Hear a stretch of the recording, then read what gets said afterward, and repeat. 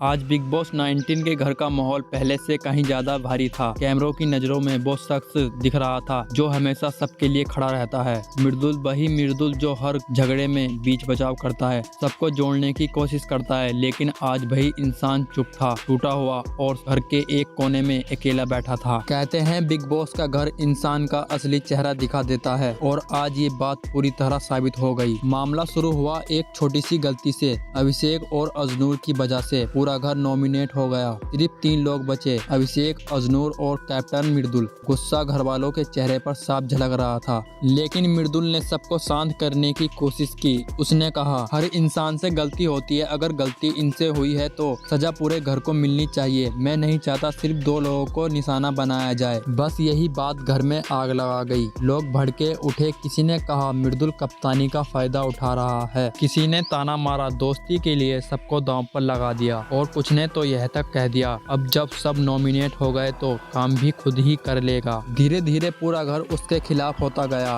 पिन्नीत और गौरव को छोड़कर किसी ने उसका साथ नहीं दिया। ड्यूटी छोड़ दी गई, ताने उड़ाए गए, माहौल जहरीला हो गया। और इस सब के बीच रात धीरे धीरे उतर गई। सुबह होते ही कैमरा किचन की तरफ घूमता है। वहाँ मृदुल अकेला खड़ा था। सिर्फ बर्तनों की खनक के बीच बस उसकी टूटी हुई सांसें सुनाई दे रही थी। हर प्लेट धोते हुए उसकी आंखों से आंसू बह रहे थे। जिनके लिए सब किया वही आज साथ नहीं है। शायद गलती मेरी ही थी, बहुत भरोसा कर लिया। उस पल मृदुल अब कोई कैंड स्टैंड नहीं था। वह एक आम इंसान था जो रिश्तों की भीड़ में खुद खो चुका था। उसे याद आने लगी अपनी माँ की बातें, घर का खाना, वो सुकून जो अब सिर्फ यादों में बचा था। कैमरा धीरे धीरे उसके चेहरे पर जूम करता है। लाल आंखें, सूखे होठ और एक थका हुआ चेहरा। तभी पीछे से हल्की सी आवाज आती है, मृदुल। वह पीछे पलट कर देखता है, सामने नीलम खड़ी है। वो बिना कुछ बोले आगे बढ़ती है, उसके हाथ से प्लेट लेती है और कहती है, तुम अकेले नहीं हो, मैं हूं ना।